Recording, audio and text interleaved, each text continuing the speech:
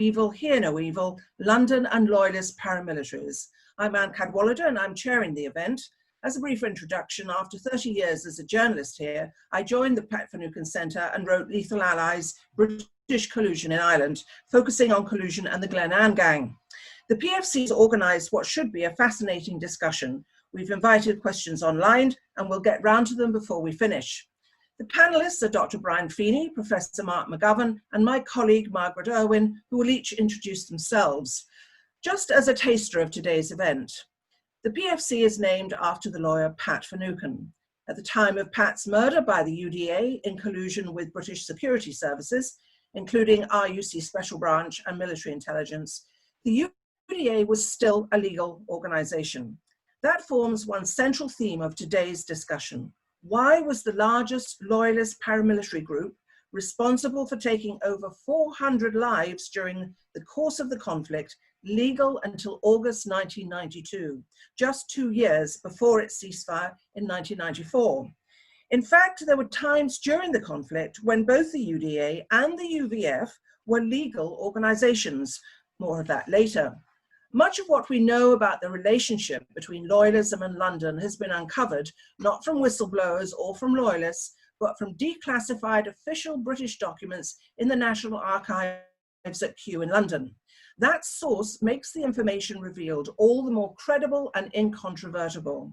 We are looking at what the British were telling themselves, and sometimes in a carefully skewed way to Dublin, and it reveals their true attitude to and relations with loyalism. Belatedly, London seems to have been woken up that this amounts to a damning indictment of its stewardship of this part of the world. As a result, files which were previously open have been closed to researchers such as ourselves. Horse, stable door and bolted are words that spring to mind. Far more seriously, however, are files being left closed for decades after they should have been opened, and others that have either been destroyed or well hidden from our eyes in secret dumps around England. Files that are closed for far, far longer than they should be, including those relating to the killing of Julie Livingston, a 14-year-old child killed by a plastic bullet in 1981, and Paul Witters, a 15-year-old child also killed by a plastic bullet in 1981. Both these files have been closed for a further 40 to 50 years. On occasion, and I'm going to ask our first panelist, Margaret Irwin, about this now, when we inquire when a file is going to be opened, the response from officialdom in London is to close it for even longer. Isn't that so, Margaret? Yes, that's right. My name is Margaret Irwin and I work for Justice for the Forgotten.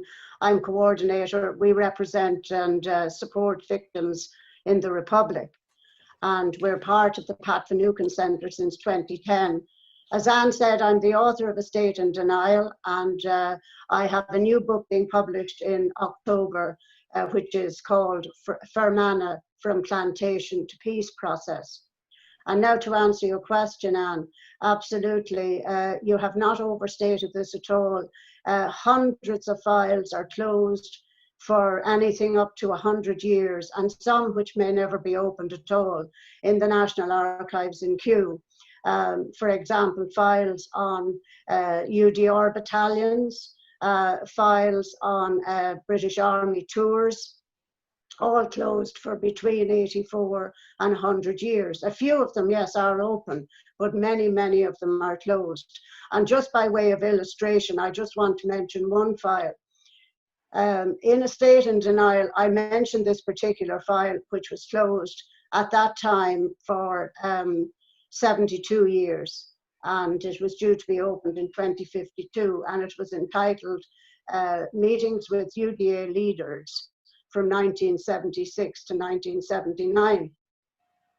And I put in Freedom of Information request in August of 2017. And it took them 6 months to decide it could not be opened. And they actually had two exemptions, which was information supplied, it was personal information and health and safety. But recently I discovered when I checked the file again in the last couple of months, I discovered that now it is closed until the 1st of January 2080. So it's closed for 100 years from the date of the closure of the file in 79. So this is what happens sometimes when you actually submit an FOI request. It actually, they obviously reviewed the file. It tells us that the file was reviewed in 2018, which was obviously because of my FOI, and they actually added a further exemption, which I think we can see there. Can we have that again for a minute, please?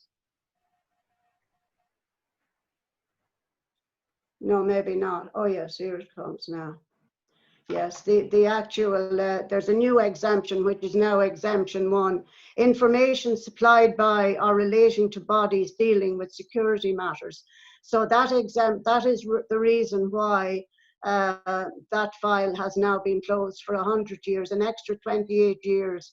2080 is, as you see there, is the opening date. So God knows what's included in that file. And this was at a time when Roy Mason was the Secretary of State for Northern Ireland. It coincides almost exactly with his term of office. And he was supposed to have stopped all these meetings.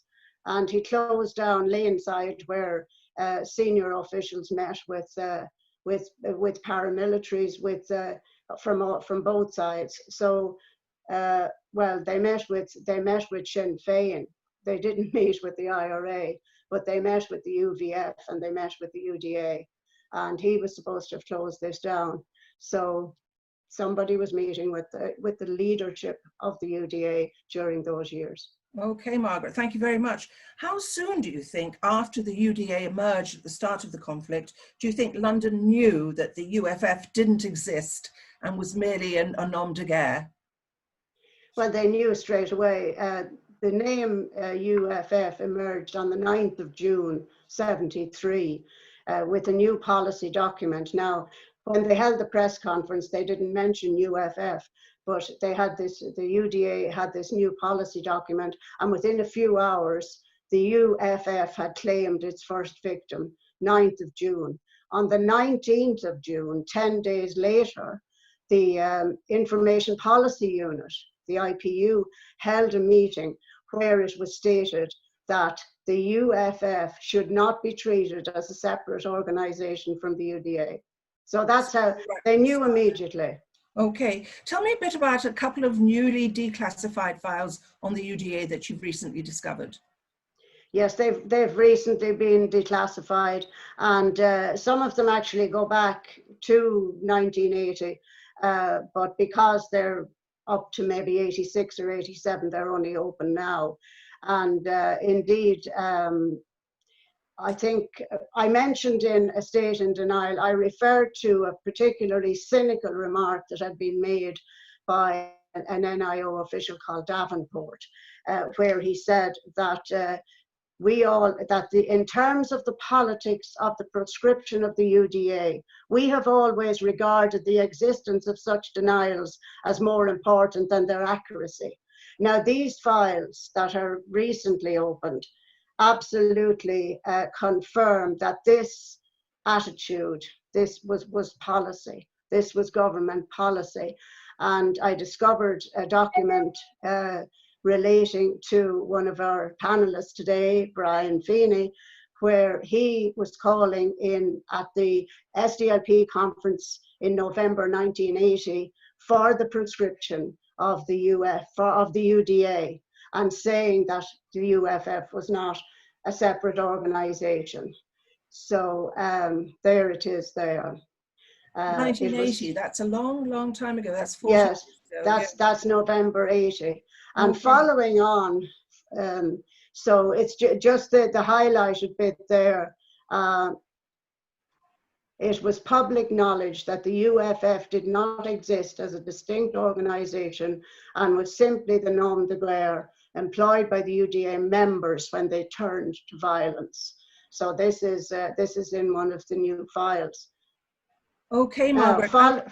Following on from that, there was a meeting with the SDLP in January 81, and John Hume actually raised he complained that the chief constable in his annual report for 79 had made no mention of the UDA in the context of terrorism, to which the Secretary of State, Humphrey Atkins, unbelievably replied that the difference between the UDA and the Provisional IRA was that the Provisional IRA quite frequently admits responsibility for acts of terrorism, whereas the UDA did not. So that is saying the same thing as Davenport had said. Okay, Margaret, one of the meetings you talk about in your book, A State in Denial, is about a high-level meeting between the Secretary of State for Northern Ireland and senior NIO officials with the leaderships of the UDA, the UVF, the Ulster Workers' Council, the Orange Volunteers, Down Orange Welfare, and others. What was all that about? Well, this was August the 7th, 1974. So it was shortly after the Ulster Workers' Council brought down the power sharing executive at the end of May. And these were all the organizations who were involved in that strike. And this was a very high level meeting because the Secretary of State, Merlin Rees, was there, Stan Orme was there, very senior officials from the NIO were there. And they were meeting with all these leaders. And at this time, of course, both the UDA and the UVF were legal, because we'll be speaking about that. Maybe the UVF had been deproscribed in May of 74 as well. And they had a meeting with all these organizations, the leadership of them. And what they wanted was, they wanted complete control of security by the RUC and the UDR. And they wanted a third force called a Home Guard, based on along the lines of the B Specials. And they wanted an increase in numbers in the UDR. They wanted an increase in numbers in the RUC, and they didn't want British Army officers in charge of UDR battalions. We know that the British Army, that each battalion was, the top guy was British officer, and that was because they didn't trust the UDR. But this was what they were demanding, and they wanted 2 full-time UDR battalions. And as early as the following month, they started to expand the RUC, and in response to this demand at the meeting, the NIO agreed to increasing the numbers of the UDR, the RUC reserve, the RUC, and the only thing they rejected was the Home Guard for obvious reasons. And within 18 months, in fact, they had formed the 2 battalions, the full-time battalions, which had also been, and there's actually a memo to say this was first suggested at this meeting. So, you know, they had great powers, great influence with the NIO, so that they were able to get most of what they asked for. Tell me a bit about Andy Tirry looking for a firearms certificate. Andy Tirry, of course, for those of us who go back that far, was the leader of the UDA during much of the conflict. The Supreme Commander, he called himself. Yes, in 1975, the UDA in particular, but also the UVF, were constantly meeting with the NIO. This was at a time when the IRA were on ceasefire. And in order to placate the loyalists, they were meeting very constantly with them in Laneside. And but there was a clandestine meeting between Andy Tirry and very senior official James Allen, and that was on the 24th of March 1975. And he said that he wanted James Allen's help in procuring a license for a firearm for his protection. Now, he was only accompanied by his bodyguard, and James Allen suggested that it might be difficult for Tirry to get a firearms license, but he suggested that perhaps his bodyguard could apply. And he said he would find out which police station to which he should apply. So I thought that was quite extraordinary. Yeah. But we don't know if he was successful. I haven't found any document to say that he definitely Okay. got one. Right, thank you very much, Margaret. Now, I want now to turn to our second panelist, Professor Mark McGovern. Mark, you've recently published your own book, Counterinsurgency and Collusion in Northern Ireland. Could you introduce yourself and then explain how the words collusion and counterinsurgency are linked in a Northern Ireland context? Okay, thanks, Anne. First of all, can I just say thank you to the Finucane Centre and the Gashard Failure for inviting me to take part today. Although obviously, given the circumstances, it didn't give me the chance to get home on this occasion, but sure, maybe another time. Yeah, my name's Mark McGovern. I'm Professor of Sociology at Edgehill University, which is just outside Liverpool. I've been writing about issues to do with transitional justice and state violence for several years now. And as you said, I published a book last year called Counterinsurgency and Collusion in Northern Ireland. And the book, which was the product really of a long-term a collaboration with Relatives for Justice, and in particular Mark Thompson of Relatives for Justice, looked at a series of several dozen killings of loyalist killings, mostly of Republicans or people who were from Republican families in mid-Ulster in the late 1980s and early 1990s. And there was a huge spate, particularly by the mid-Ulster UVF, but also by the UDA. A spate of killings that took place at that time, and I think it forms a quite distinct phase of the kind of counterinsurgency campaign that the state put into action. It has continuities, not least, for example, as you know, in terms of what happened in Mid-Ulster that you yourself looked at so thoroughly, Anne, in your own book. But it also has this, I think, very particular moment. When the state uses agents and informers in particular throughout this phase in a very specific way. And I suppose the book wanted to do a couple of things. First of all, it wanted to, and it's based very much on the voices of the families. It sought to ensure that the voices of the families of the victims was at the centre of telling the story of what took place at that time. It wanted, in that sense, too, to contribute to building that kind of evidence base, showing in terms of the historical record what collusion involved. But it also sought, and thus the reference to counterinsurgency in the title, it also sought to place that within a kind of wider and longer term context. And that is the context of British counterinsurgency theory and practice. Now, counterinsurgency here is referring to the various kind of military, policing, political, economic, psychological, and other means by which the state and its agencies seek to defeat an insurgency. And there's been a kind of a notion, at least, that British approaches, and this was something very much kind of valorized over recent times, the British approach to counterinsurgency was somehow different.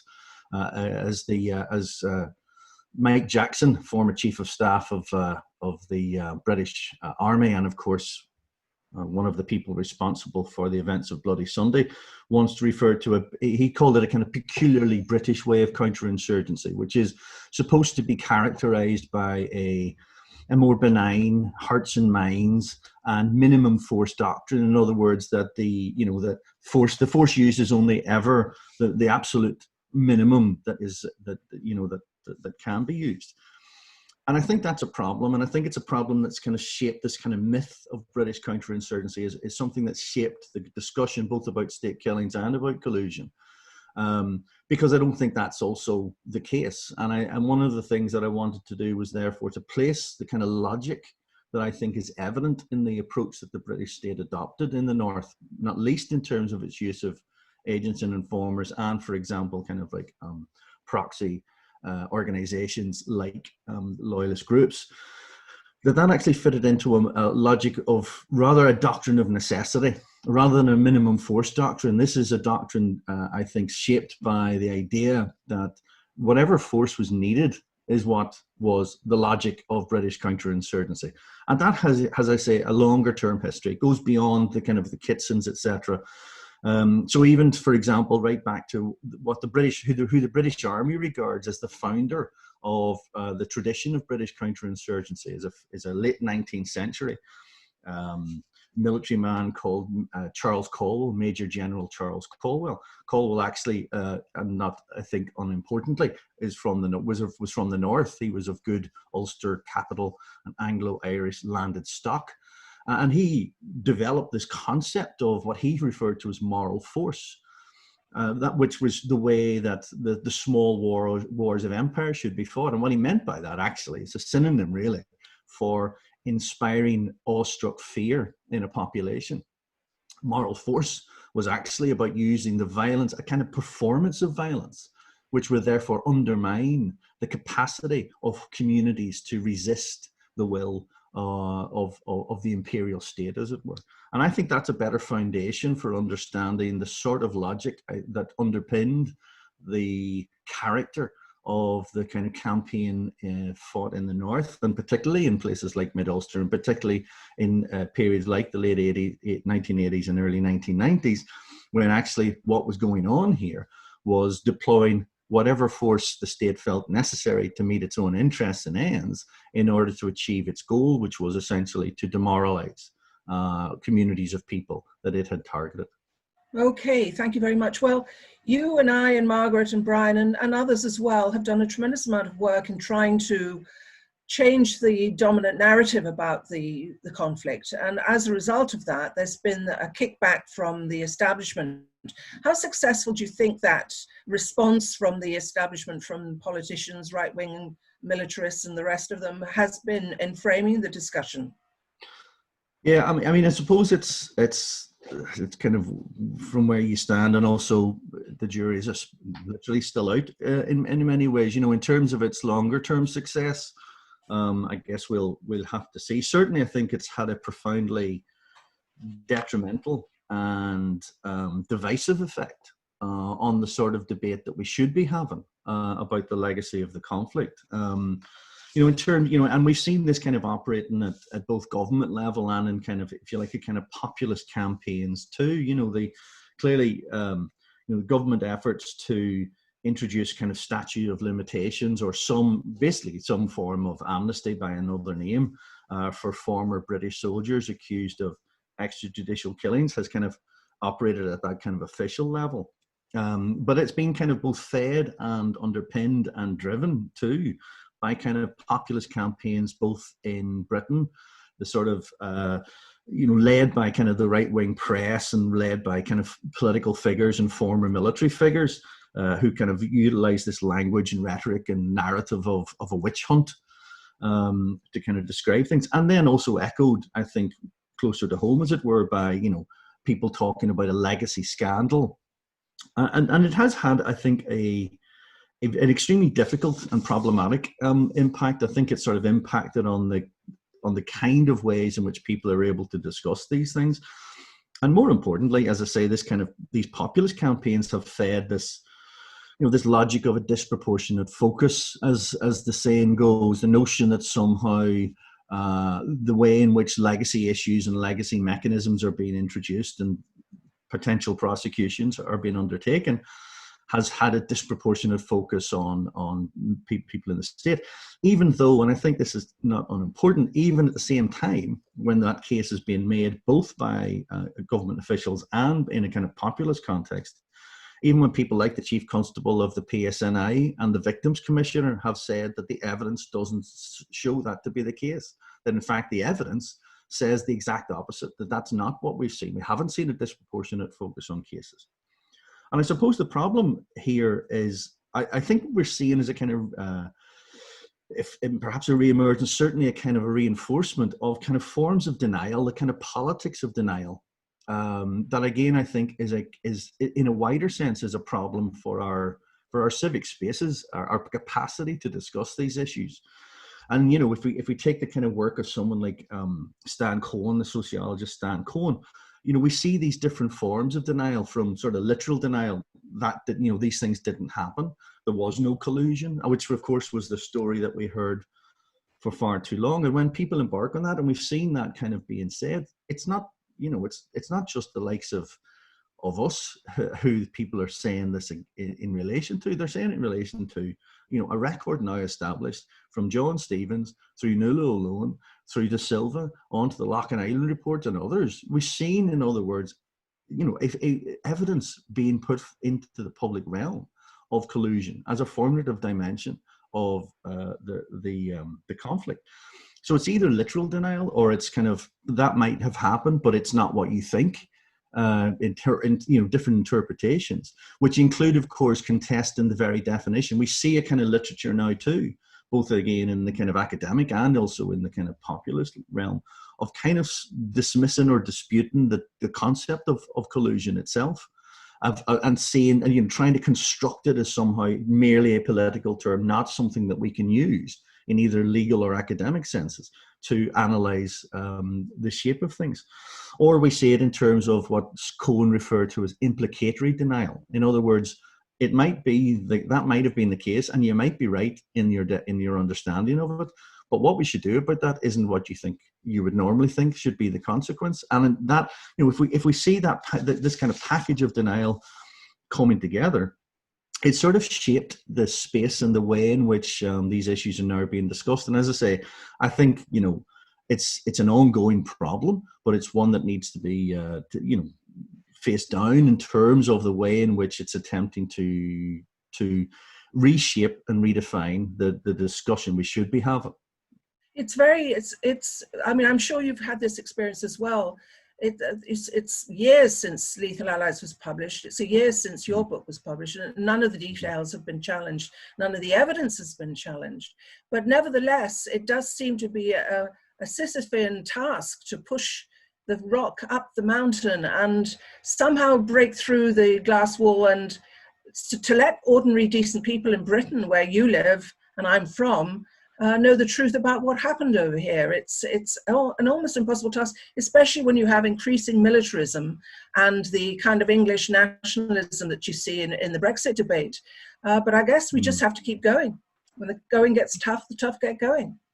Absolutely. No, and you're absolutely right about that. And it should tell us something when people don't want to talk about the evidence base, right? When there's evidence put forward and they don't want to talk about that, they want rather to kind of talk about other things. I think that tells us something about where we're at with matters, and I completely agree with you. That tends to be the way it is. So again, you know, so people will you look at that evidence in terms of what's been produced as limited in some senses as it is, that, you know, through various kind of official reports, and yet people can still stand up and say, you know, directly contradict, you know, that evidence base without addressing it, without actually being questioned about, well, how can you say X when Y is obviously in the public record? You know, okay, Mark, thank you very much. I'd now like to turn to our final panelist, Brian Feeney. Brian, could you introduce yourself and then tell us why, although you were arguing, as Margaret said, as long ago as November 1980, that the UDA should be banned by London, why do you think your calls were ignored? Hello, my name is Brian Feeney. I used to be in politics until about 25 years ago.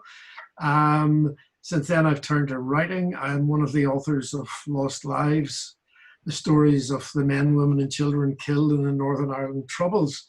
I've written a number of other books about the Troubles. One, the history of a figure in the IRA called Jerry Bradley, who was active for more than 30 years. I'd also like to say I'm very grateful to the Gas Yard Filer to give me the opportunity to come on to talk about this. In answer to your question, when I was making that proposal, proposing that resolution in 1980 about banning the UDA, just to put it in context, the November 1980 was the time, and the prison crisis was reaching a peak, and the first hunger strike was beginning in December 1980. But from 1979, there had been a concerted series of attacks by the UDA, murders of leaders of anti-Hitch bloc campaigns.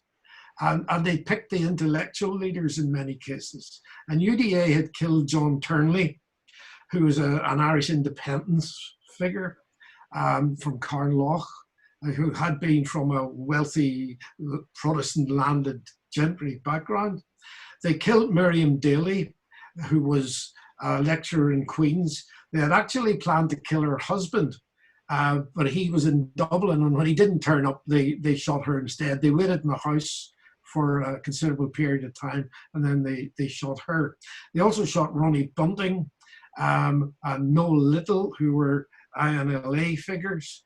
And finally, after that resolution that I was proposing, they shot Bernadette McAlliskey. It was the same squad. Everyone knew who they were.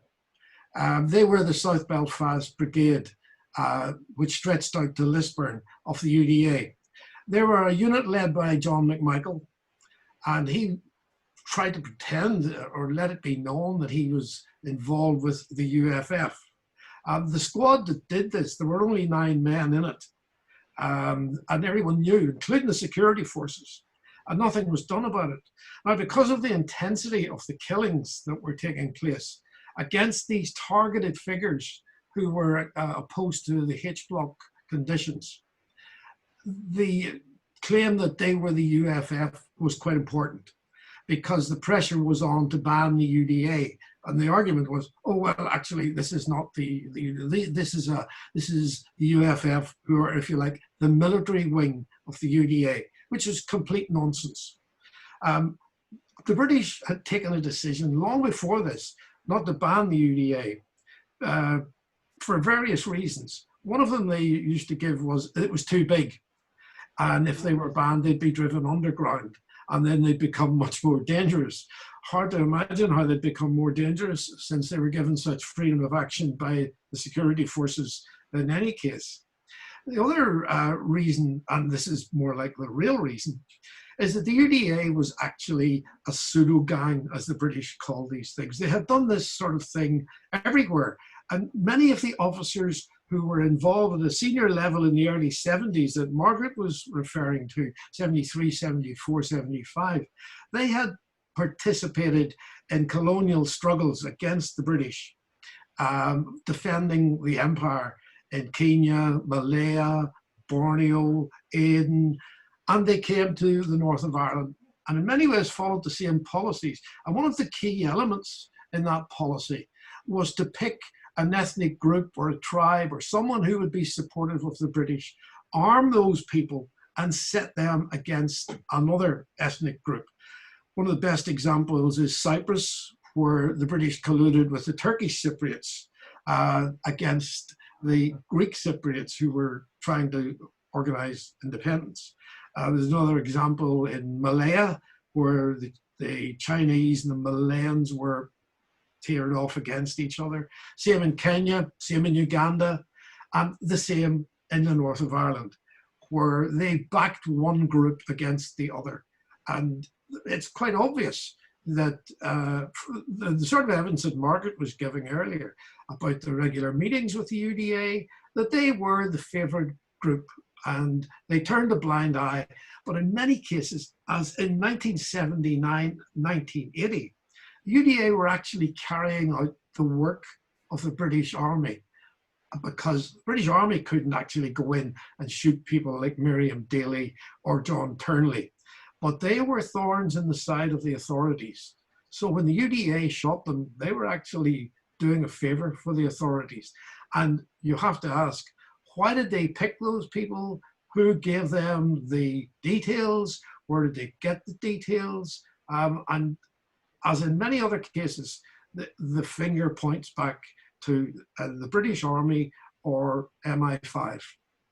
You must still find it pretty depressing, I know Margaret does, and probably Mark as well, that people still refer to the UFF as though it was an existing organisation, when anybody who's given any thought to it or addressed the issue at all knows that it doesn't exist, but it's still referred to. That's right. It never by the existed. mainstream press and broadcasters. Yeah, it never existed. And I mean, when we were writing the Lost Lives book, we tried to be very careful not to give any credibility to the UFF and constantly referred to the perpetrators of sectarian murder as the UDA or the UVF. But there are simple questions. I mean, where was the UFF wing in Long Kesh? There wasn't one. There was only the IRA, the UVF, the UDA. But let me quote Da Silva in his report on this particular point. It's paragraph 2510. It's page 495 of volume 1 of his giant reports. And he says, the supposed distinction between the UDA and the UFF was in fact a fiction. And that's an official report. There was never a distinction. It enabled the British government to say, oh no, the UDA is actually a widely based community organization and their military wing is the UFF, which is banned. So far, we've been discussing the influence that loyalist paramilitaries had with London, but I want to diverge a bit and talk about the influence and collaboration between loyalists and mainstream unionist politicians who always insist that they came down hard on the UDA, that they came down hard on loyalism, that there weren't any conduits between the two groups. Do you have concrete examples of where this was in fact not true? Yeah, it's complete nonsense. I mean, probably the best example is the collusion between Jim Molyneux, the leader of the Ulster Unionist Party, and the UDA in the Lisburn area, edging in his constituency in South Antrim, where Molyneux actually met them. He's photographed meeting a sort of a guard of honour of the UDA and colluded with them to try to prevent the building of Twinbrook, the Twinbrook estate, which was going to be West Belfast overflow. And Lisburn Council, again, supported and influenced by Jim Molyneux, refused to carry out any council activities in Twinbrook. They had to be prosecuted. They wouldn't empty the bins. But what Molyneux and unionists were doing was trying to encourage the UDA to get involved, to intimidate people so that they wouldn't move into the Twinbrook area. There are loads of examples. I mean, when I was a councillor in Belfast City Hall, regularly unionist politicians would meet the UDA and indeed the UVF brigade staff, who were quite often to be seen having a drink in the Lord Mayor's parlour. They also drank in the same drinking clubs. Not only the unionist politicians with the UDA, but unionist politicians, prison officers, UDA. I mean, one of the best places you could find quite a collection of them was a drinking club close to the Long Kesh prison, which was frequented by prison officers.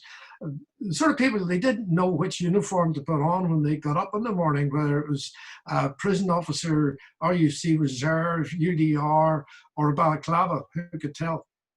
When it comes to the case of someone like Brian Nelson, for example, do you think he was influencing the UDA campaign, or was it a question of British military intelligence influencing the UDA campaign through Nelson? Who was influencing who? It's a bit of both, actually. Nelson was a former British Army soldier, and when he came back after numbers of years in the British Army, he was actually approached and encouraged to join the UDA and encouraged to rise through the ranks, and was given all kinds of tidbits of information which enabled him to get promoted in the UDA because he seemed to acquire this kind of information.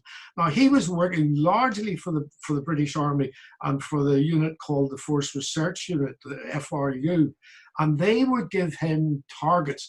And much the same way as I was describing earlier, the way anti-H block protesters were targeted, the FRU would give Nelson targets, provide him with photographs of people's houses, their cars, and close-up, high-quality photographs of the people themselves. And he would then make proposals to the UDA. We know as well that Nelson wanted certain people killed himself, that the army didn't actually have to give him targets. He sometimes thought of targets himself.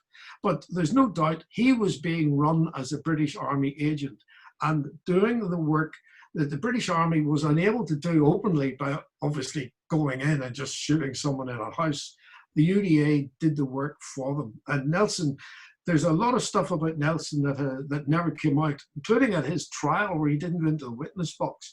It couldn't be cross-examined, but there's lots of stuff about him, not just his involvement in targeting people and arranging their killing, particularly in Belfast, but also his role in supplying weapons to the loyalists after 1985, after the Anglo-Irish Agreement and after the big influx of weaponry for the IRA from Libya. And the British evened that up by supplying the UDA and the UVF with weapons, mostly from South Africa. And Brian Nelson was involved in that. And he wouldn't have been doing that if he hadn't been told and shown how to do it by the British Army.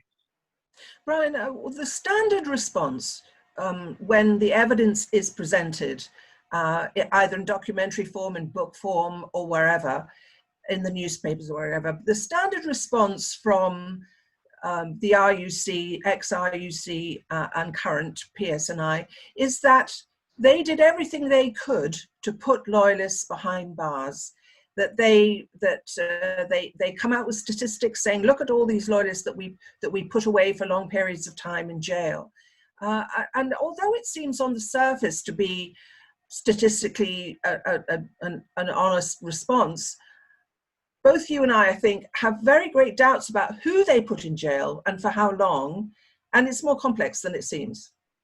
Well, it certainly is. I mean, some of the best work was done by Nuala O'Lone when she was the police ombudsman and showed quite clearly that there were informers who were passing information about people who were going to be killed, passing information to their RUC special branch handlers, and absolutely was nothing done about, nothing was done as a result of that information.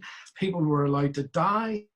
People were chosen to be used by MI5 and RUC special branch. And I mean, there are so many examples where the security forces knew exactly who carried out the killings. I mentioned the case of John McMichael and his squad, where Ray Smallwoods was heavily involved, did a lot of the driving. Smallwoods was shot dead by the IRA in 1994.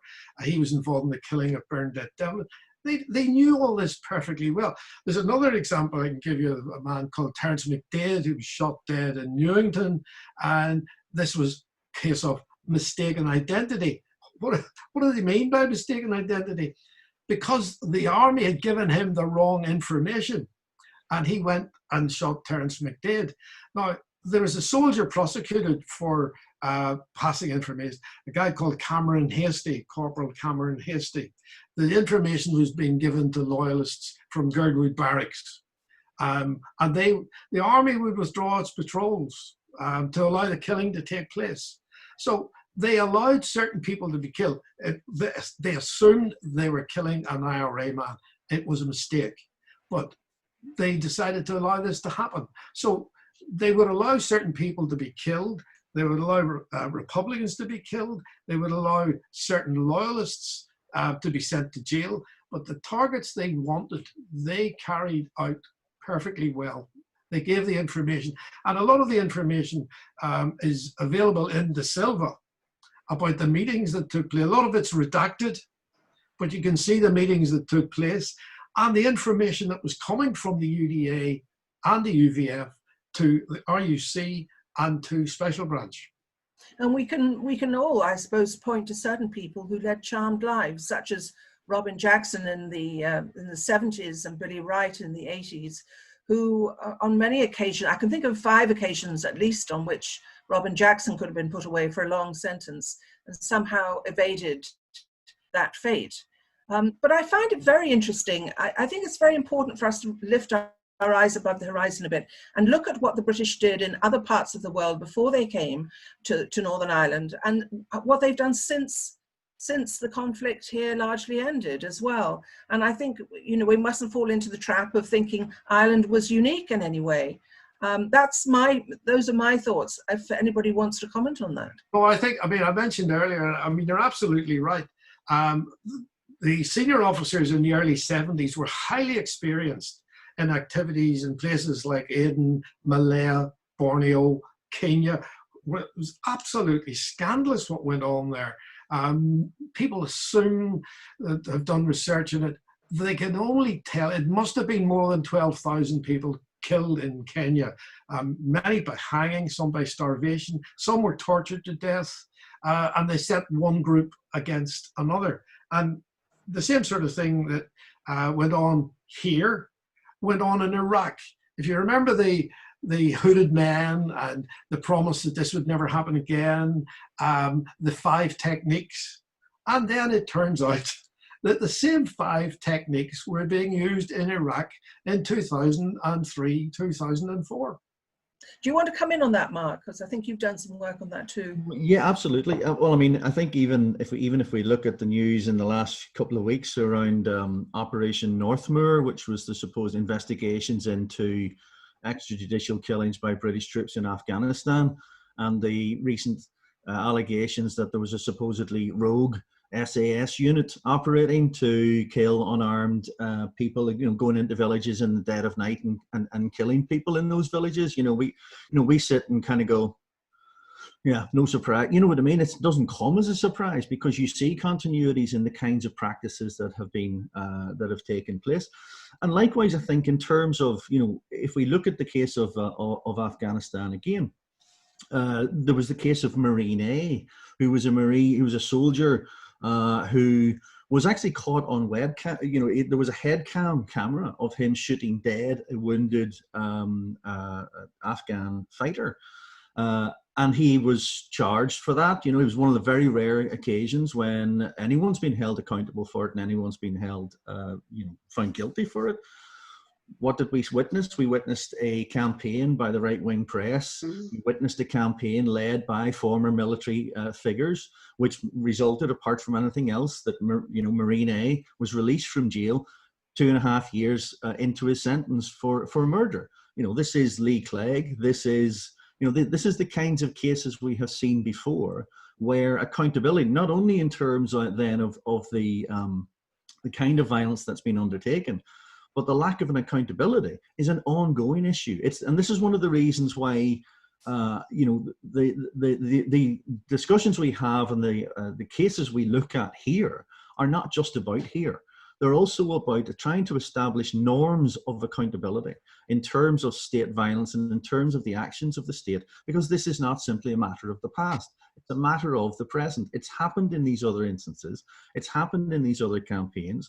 One of the defenses, for example, there was a documentary made about the Marine A case, and one of the kind of defenses put forward by some of the other soldiers was, he shouldn't be being held accountable for this. This is the sort of thing lots of people did.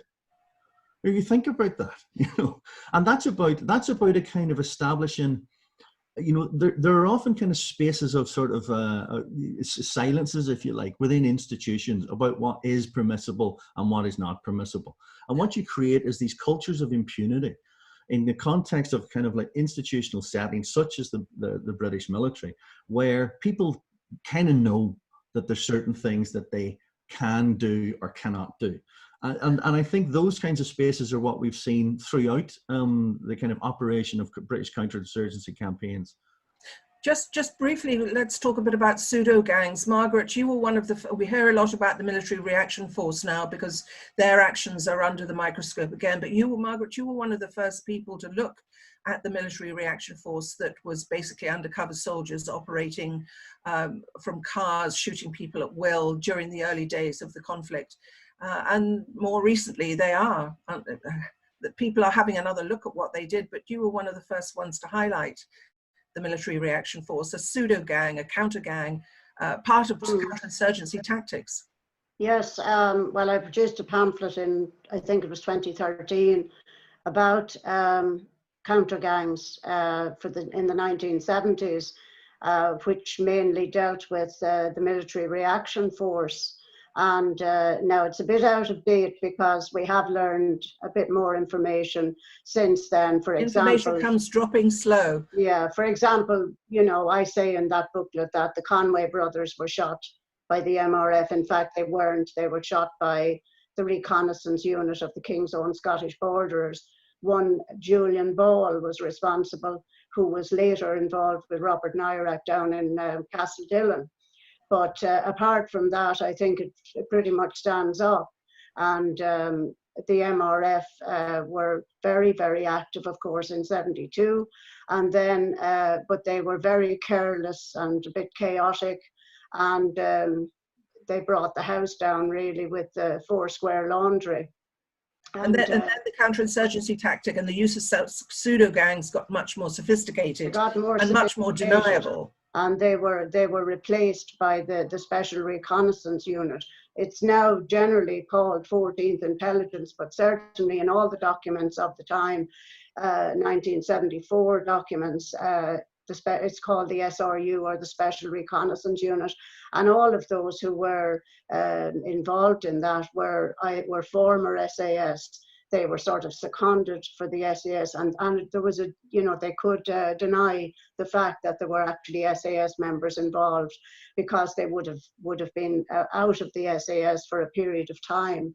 But then that was reduced, and then eventually they were allowing SAS to come straight into the SRU, and they were all trained, of course, by the SAS. They all had so many acronyms, so many different names, culminating in the Force Research Unit, or Force Reconnaissance Unit, involved in the murder of Pat Finucane. Just returning to the murder of Pat Finucane, now this is a question for all of the panelists, Margaret first, and then Mark and Brian. In the De Silva report into the murder of Pat Finucane, De Silva says he could find no evidence of British government ministers tolerating the activities of loyalist paramilitaries. Now, I'd like to know what you all think of that conclusion by Lord De Silva. Margaret. Well, I think everything that's been said so far in this discussion would prove that to be a false assertion. From the very start, the UDA, as Brian said, was the favoured, very much favoured, above the UVF, although they had their periods of favouritism as well, but right through the conflict. And of course, today is the anniversary of the day when the UDA was finally proscribed on the 10th of August 1992. It took 2 decades. So I think all of the books that we've produced and so on prove that is totally false. From the very start, they were being allowed to patrol. And we've seen photographs of the UDA patrolling with the British Army. And we know on the day that the first IRA ceasefire broke down on the 9th of July '72, that Tuzo had written a big document about what was going to happen when the ceasefire broke down. So it was fully anticipated that this was going to happen, that they might have to turn a blind eye, and they actually use that. He uses that term. This is Harry Tuzo, the General Officer Commanding, that they might have to turn a blind eye to UDA carrying arms in their own areas. They would be confined to their own areas, however they intended to do that. Okay, Mark, what do you think of De Silva's conclusion? Well, I mean, the De Silva report is extremely important, and it has provided a lot of information and a lot of useful information for us. But I think we also need to see its limitations, and I think in 2 ways I'd sort of point to some of the issues that mean that he may possibly arrive at that conclusion. The first is in terms of evidence. He says he can't find any evidence. Well, there's some questions, I think, about the evidence base that De Silva had. He was supposed to have had absolutely everything. But let's take another instance, or specific instance, to which Brian in part referred to. De Silva uses discussion about the importation of weapons, and in particular 1987 importation of weapons, which essentially rearmed loyalism and allowed it to become the most lethal group agent in the conflict by the early 1990s. And De Silva kind of looks at that, and he says, and he makes a point of saying, if you can demonstrate that the British didn't know about this, the British intelligence services didn't know about this, then that refutes allegations that loyalists were merely death squads. That's the weight that he gives to that. Now, and he says that there was no evidence. He basically makes a case in the report that there was no evidence that there was foreknowledge of the importation of the 1987 weapons from South Africa. Roll on just a few years later, and we have the Loughlin Island report.